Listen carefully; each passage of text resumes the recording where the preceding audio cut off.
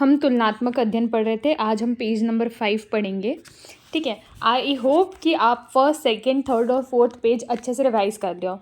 जब भी हम नेक्स्ट पेज पढ़ने जाते हैं कोशिश करो कि फर्स्ट पेज से लेकर एक बार रिवाइज करो, क्योंकि जितनी बार आप नए पेज पर जाओगे चीज़ें बढ़ती जाएंगी। ठीक है, तो क्या होगा, जितनी बार आप रिवाइज करेंगे उतनी कम मेहनत आपको नेक्स्ट टाइम करनी पड़ेगी। इस तरीके से पहला टॉपिक देखते हैं भगंदर। देखो, जब भगंदर का स्पेशल वर्णन यहाँ पर भेदों का तो आचार्य चरक ने नहीं किया है। सुश्रुत करते हैं इसके 5 भेदों का वर्णन। ठीक है, और यहाँ पर आचार्य वाग्भट ने उसके 8 भेदों का वर्णन किया है। सुश्रुत वाले 5 और साथ में 3 अतिरिक्त उन्होंने बताए हैं। अब भगंदर में आचार्य चरक जब वर्णन करते हैं तो उसकी चिकित्सा के लिए वे क्षार सूत्र का इस्तेमाल करते हैं। अब क्षार सूत्र का इस्तेमाल आचार्य चरक ने फर्स्ट टाइम भगंदर चिकित्सा में बताया, तो सुश्रुत ने कहाँ बताया, तो आप लिख लीजिए यहाँ पर कि नाड़ी व्रण में सुश्रुत ने बताया है और अरिकीलक में आचार्य काश्यप ने बताया है। ठीक है, ये सेम क्षार सूत्र वाला पॉइंट है, तो आचार्य चरक का सिर्फ यहाँ पर लिखा गया, तो आप आचार्य सुश्रुत और आचार्य काश्यप का भी लिख लीजिए ताकि आपको नेक्स्ट टाइम रिवाइज करने में दिक्कत ना आए। ठीक है, इसलिए तुलनात्मक अध्ययन हमारे लिए ज़रूरी होता है, क्योंकि एक साथ हमारे पैरेलल में बहुत सारी चीज़ें चल रही होती हैं। हम संहिता पढ़ रहे हैं, बहुत अच्छी बात है, लेकिन इसमें जो चीज़ें दी है ना, मतलब गोविंद पारेख तो बाइबल समझ लो या उसको हर एक नेसेसरी चीज़ पकड़ लो, इसमें जो चीज़ है वो तो हमें क्लियर कट याद होनी चाहिए। अब भेद चरक ने नहीं बताया, अभी स्क्रीन पर नहीं दिख रहा है ना, चरक ने नहीं बताया, सुश्रुत ने 5 बताए और आचार्य वाग्भट ने 8 बताए। किसने ना क्षार सूत्र का वर्णन कहाँ किया है ये भी रिकॉल करो। एक साथ 2 बार रिकॉल करोगे ना तो आपकी देखो यहाँ पर आपकी नेत्र इंद्री भी काम करी। अपनी बुक में देखो, ज़्यादा अच्छी बात है। मैं हमेशा यही बोलती हूँ कि अपनी संहिता में देखो, लेकिन अगर अभी तक गोविंद पारेख नहीं ली है देन प्रेफर ओनली वीडियो, अन्यथा आप ऑडियो देख सकते हो। जहाँ पर हमें ट्रिक्स और टिप्स की ज़रूरत है सिर्फ वहीं पर हम करेंगे, क्योंकि दिमाग में देखो टिप्स भी और ट्रिक्स भी याद करने रहता है, पहले हमें वो मोमेंटम याद करना पड़ता है कि हमने उसे कैसे याद करी। इसलिए हम क्या करेंगे, जितनी चीज़ें सिंपल वे में याद हो सके एज इट इज़ हो जाएगी, हम वही करेंगे। अर्श के भेदों पे आते हैं। अर्श का आचार्य चरक और वाग्भट ने सेम वर्णन किया गया है कि 2, फिर एक जगह आकर उन्होंने 8 का भी वर्णन किया है। सहज मतलब जेनेटिक है, जन्म से ही हो गए। उत्तर कालच यानी उसने ऐसा कुछ आहार विहार करा, उसकी हैबिटेट ऐसे हुई जिसके कारण उसे उत्तर कालज हो गई। आर्द्र का मतलब ये है कि वहाँ पर ब्लीडिंग हो रही है, और शुष्क का मतलब यह है कि उसे ब्लीडिंग नहीं हो रही है। सुश्रुत उसके 6 भेदों का वर्णन करते हैं। अब यहाँ पर ये जो मेड्र के आगे कूर्चाकार दिया है, तो सुश्रुत ने जब विभिन्न अंगों पर अर्श होता है तो उसकी आकृति, स्पेशल आकृति बताई, उसे हमें याद रखना है। देखो, योनि पे क्वेश्चन पूछा जा चुका है कि योनि पर अगर अर्श होता है दैट्स आकृति छत्राकार, नाभि पर होता है तो गंडू पदाकार, ठीक है, और मेड्र पर होता है तो कूर्चाकार। इसको कैसे याद रखेंगे, देखो गर्भ जो हमारा है वो दैट इज़ योनि से रिलेटेड है, तो छात्रावास हॉस्टल बोलते हैं। हॉस्टल में मतलब जहाँ पर बच्चे रहते हैं, तो योनि में बच्चे रहते हैं, छात्रावास में भी बच्चे रहते हैं। तो पहला याद रखो कि योनि में छात्राकार होती है और मेड्र में कूर्चाकार, नाभि में गंडूपदाकार। चीज़ें जितनी बार बोलोगे, जितनी बार देखोगे, जितनी बार रिवाइज करोगे उतनी अच्छी होएगी। और शारंगधर ने भी आचार्य सुश्रुत के अनुसार ही 6 भेदों का वर्णन किया है। ठीक है, अर्श में दूष्य देखते हैं कि कौन कौन से दोषों की इन्वॉल्वमेंट आचार्य ने बताई है। तो माधव, वाग्भट और आचार्य चरक ने 3 बोले हैं। देखो मेरी ट्रिक है ममता, ठीक है, म से मेद, म से मांस और त से क्या है, त्वक। तो ममता से मांस, मेद और त्वक, मांस, मेद और त्वक। और सुश्रुत ने सिर्फ 2 ही दूष्य माने हैं, उसमें से कौन सा नहीं माना, देखो रक्त क्योंकि रक्त अर्श में बहता है और वो एक मांसज रोग है, मतलब मांस, एक मस्कुलर इन्वॉल्वमेंट है ना वहाँ पर, इसलिए उसने रक्त और मांस, क्योंकि जैसे कुछ टॉपिक्स हैं जो आचार्य सुश्रुत ने ही बहुत अच्छे से बताए हैं, आचार्य चरक ने बताए तो हैं, लेकिन बेस्ट जो वर्णन है जैसे भगंदर, अर्श, अश्मरी, इसका जो मेन वर्णन आता है ना, क्वेश्चंस भी वहीं से पूछे जाते हैं, जिसने इसका डिस्क्रिप्टिव वर्णन जहाँ से अच्छा मिलता है वहाँ से करा गया है। तो सुश्रुत का अर्श भगंदर टॉपिक इम्पॉर्टेंट है, तो इसलिए रक्त और मांस हमारे लिए यहाँ पर इम्पॉर्टेंट रहेगा। ठीक है, पांडु के बारे में, वेद के बारे में, जैसे पांडु में आचार्य चरक ने एक एक्स्ट्रा बताया सुश्रुत से, वो है मृत्तिका भक्षण जन्य पांडु। अब मृत्तिका भक्षण जन्य पांडु का स्पेशल वर्णन आचार्य चरक करते हैं। उन्होंने 5 भेद माने हैं, ठीक है। वातज, पित्तज, कफज, सन्निपातज। जैसे मैं आपको हमेशा बोलती हूँ, वातज, पित्तज, कफज, सन्निपातज के लिए वीपे के एस ट्रिक याद रखेंगे। तो चरक ने के 5, सुश्रुत के 4, सुश्रुत के वही वीपी के एस रहेंगे।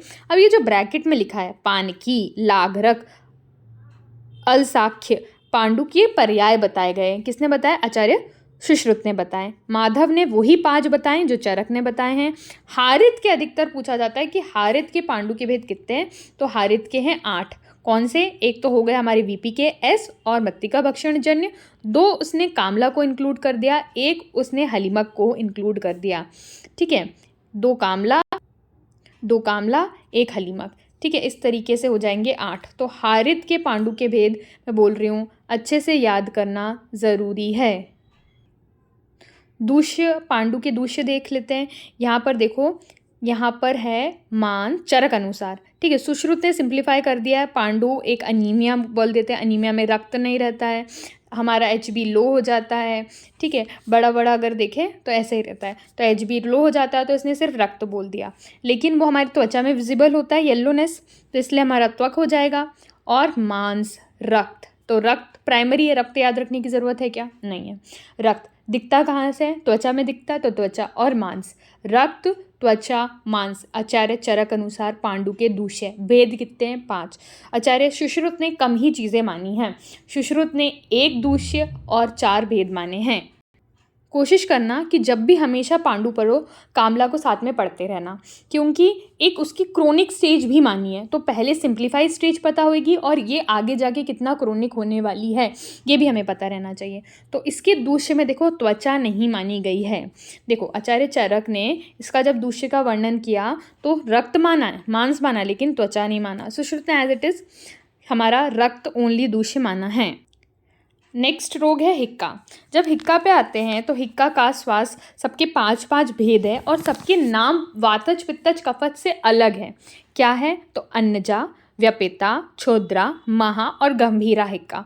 इनके लक्षण भी इंपॉर्टेंट है जो हम चरक सूत्र 19 में देखेंगे, ठीक है। अभी तक हमारे 12 चैप्टर हुए, उतने ही आपको अभी अच्छे से पढ़ने हैं। हम जब 19th चैप्टर पे आएंगे तब मैं आपको स्पेसिफिकली इनके कौन कौन से लक्षण इंपॉर्टेंट है याद करने हैं वो हम देख लेंगे, ठीक है। यहाँ पर अन्नजा, व्यपिता, क्षुद्रा, महाइका, गंभीरा। देखो उसमें सीक्वेंस ये है, महाइका, गंभीरा, क्या, व्यपिता, क्षुद्रा और अन्नजा, ठीक है, क्योंकि संहिता पहले पढ़ते हैं हम हमेशा, है ना। सुश्रुत ने क्या बोला ये भी देख लेते हैं। तो सुश्रुत ने डिफरेंस कहाँ आता है कि चरक उक्त व्यपिता की जगह उसने यमला मानी है, तो व्यपिता नहीं मानी, तो कौन कौन सी हो गई? महा, गंभीरा, व्यपिता की जगह यमला, क्षुद्रा और अन्यजा हिक्का मानी है, ठीक है।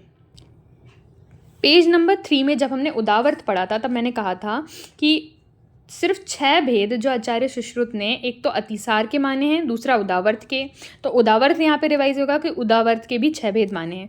दूसरा VPKS हो गया, नाम याद क्या रखना, भयज और शोकज, भयज और शोकज। तो सुश्रुत ने भी 6 माने, लेकिन सेम तो नहीं मान लेंगे, तो क्या माना है अलग कि सुश्रुत को आम हुआ है।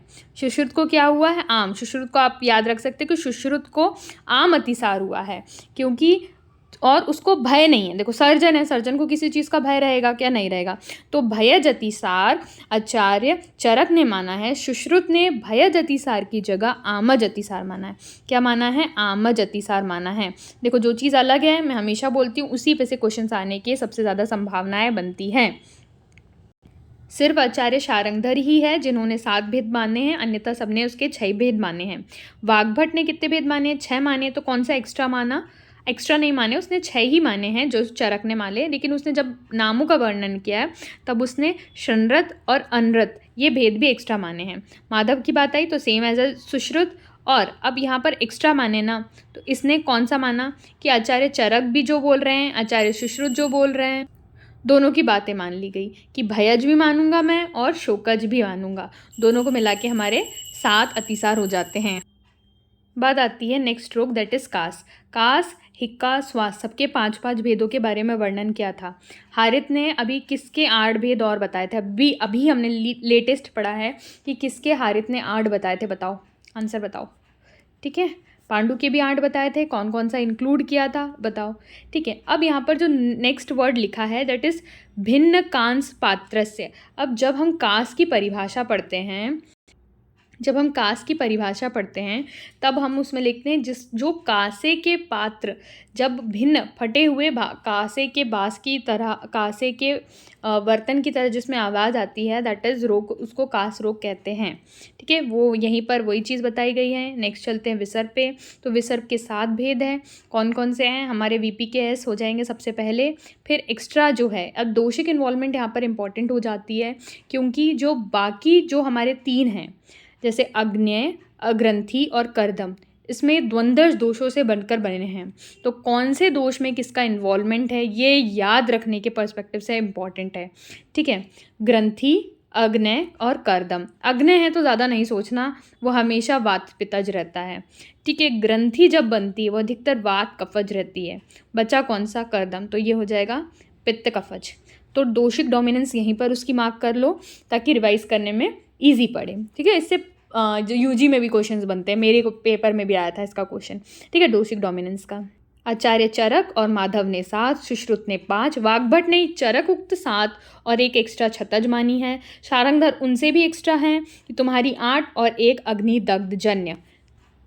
देखो, रोग क्या है वो ज़रूरी है, रोग का नंबर कितना है ये भी हमारे पॉइंट ऑफ व्यू से ज़रूरी है, क्योंकि उसके कितने भेद है, मैं उसको कैसे क्लासीफाई करूँ, एटलीस्ट हमें नंबर और कौन कौन सा भेद है ये याद रखना ज़रूरी है। चलते हैं नेक्स्ट तृष्णा पे। 5 भेद आचार्य चरक ने माने, सुश्रुत ने 7 माने, कौन सा एक्स्ट्रा है? देखो, तृष्णा मतलब मेनली कफ दोष में से तो तृष्णा नहीं हो सकती, ये किसका मत है? आचार्य चरक का है, इसलिए उन्होंने कफ दोष को नहीं माना है। वातज माना है, पित्तज माना है, लेकिन कफज नहीं माना है। लेकिन यहाँ पर जब हम सुश्रुत को देखते हैं तो उन्होंने वही सीक्वेंस लिया है और श्लेष्मज को भी बोल दिया है। उपसर्गज और क्षयज, आमज, उपसर्गज और क्षयज तृष्णा मानी है। तो चरक उक्त 5 कौन सी होती है? वातज, पित्तज, आमज, उपसर्गज और क्षयज। कफज नहीं मानी है। सुश्रुत ने कौन सी मानी है? तो वातज, पित्तज, कफज, आमज, छतज, उपसर्गज और भक्त निमित्तज। भक्त निमित्तज का क्या मतलब है? जब भक्त मतलब खाना, निमित्तज यानी जो खाने के बाद जो तृष्णा उत्पन्न होती है दैट इज भक्त निमित्तज। तो 2 कौन कौन से एक्स्ट्रा हो गए हमारे? एक होगा श्लेष्मज जो नहीं माना है, दूसरा हो गया भक्त निमित्तज। ठीक है, और आमज, आमज हमारी ये हो गई, उपसर्गज हमारी ये हो गई और छतज हमारी ये हो गई, तो 2 हमारी एक्स्ट्रा हो गई।